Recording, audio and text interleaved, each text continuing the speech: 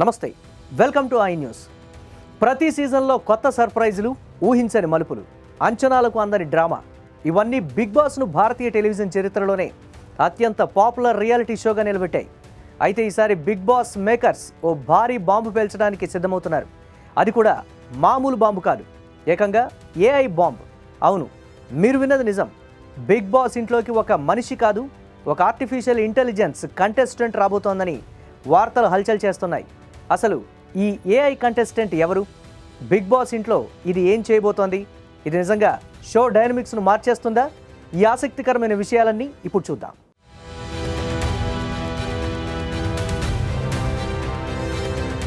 Big boss అంటేనే మనుషుల భావోద్వేగాలు, వారి నిజ స్వరూపాలు, గొడవలు, ప్రేమలు, స్నేహాలు, వీటన్నింటి సమాహారం. కానీ ఈసారి బిగ్ బాస్ 19వ సీజన్లో ఈ సమీకరణం పూర్తిగా మారిపోనుంది.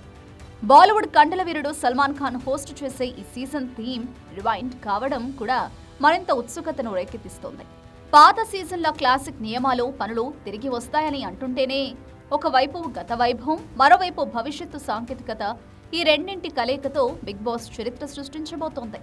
ఈ సంచలన ఏఐ కంటెస్టెంట్ పేరు హబూబు. ఇది కేవలం ఏదో రోబోట్ లాంటి బొమ్మ కాదు. యునైటెడ్ అరబ్ ఎమిరేట్స్ లోని IFCM అనే సంస్థ దీన్ని తయారు చేసింది. అసలు సిసలు మనిషిలాగే భావోద్వేగ తెలివితేటలు కలిగి అర్థవంతమైన సంభాషణలు చేయగల సామర్థ్యం దీని సొంతం. చూడటానికి కూడా అరబ్ దేశానికి చెందిన భాషా వేషధారణలో కనిపిస్తుంది. ఆమె పెద్ద ఎక్స్ప్రెసివ్ కళ్ళు, సంప్రదాయ అరబిక్ దుస్తులు, కొన్నిసార్లు గోల్డెన్ మాస్క్, నల్ల హిజాబ్తో అచ్చం ఆ దేశ సంస్కృతిని ప్రతిబింబిస్తూనే ఒక అధునాతన ఏఐ కంపానియన్గా ఆకట్టుకుంటుంది.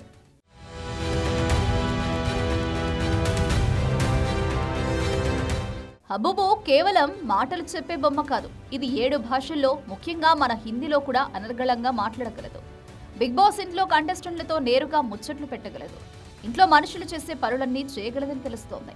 వంట చేయడం, శుభ్రం చేయడం వంటి ఇంటి పనుల్లోనూ హబూబు సహాయం చేయగలదని, అది నిజంగా ఎలా పనిచేస్తుందో చూడాలి.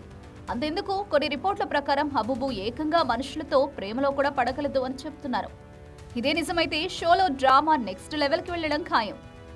ఇప్పటికే హబూబు UAE, మధ్యప్రాచ్య దేశాల్లో ఒక ఆన్లైన్ సెన్సేషన్.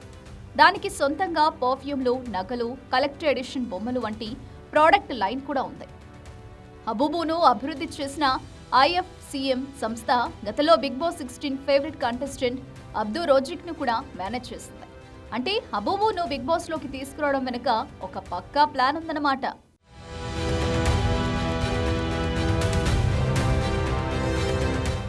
నిర్వాహకులు హబూబు మానవ కంటెస్టెంట్లను డామినేట్ చేయకుండా వారి మధ్య పరస్పర చర్యలను మెరుగుపరిచేలా ప్రత్యేకంగా రీప్రోగ్రామింగ్ చేస్తున్నారట.